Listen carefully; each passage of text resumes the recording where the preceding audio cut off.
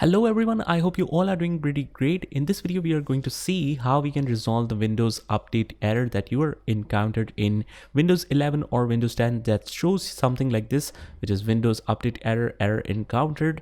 There were some problems installing the updates, but we'll try again later.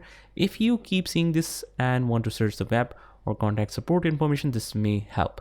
And this is the error 0x80070643. So let's see how we can resolve this. So first of all, what you can do here is just go to the start menu and right here troubleshooting. So this is troubleshoot settings. Just go in here, and once we are in here, the third option says other troubleshooters. Just go in here, which will take you to this area, and here we have the Windows update option. Now this option is related to Windows update, so we might want to try it from here. Click on run, and it will detect the problem on the Windows update, whatever you are having. So now, as you can see, the troubleshooting has completed and it has detected some error and tried to fix it. Problems found and some changes to your system. Troubleshooter may try attempting to do that again and close out of here. So that should solve your problem. But if not, you can try the other method, that is running the command prompt.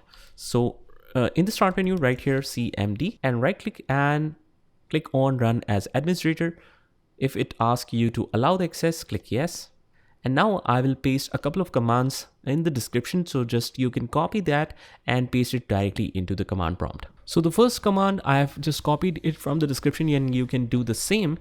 And if you want to paste it directly here, just on the top of the Windows in the title section, just right click here, click on the edit, and there we have the paste option. So just copy that command and paste it right here. It should show something like this. Hit enter, and it's deploying the service. So image version is there showing something.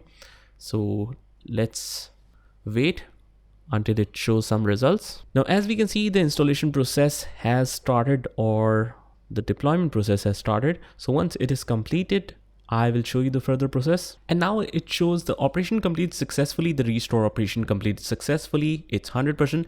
And just close out of here, and let's just restart the computer to make sure the error or problem is resolved, because everything refreshes when you restart the system. And just do that and you are good to go. So guys, hopefully that should solve your problem. Just comment down below if that works for you, and I will see you in the next one.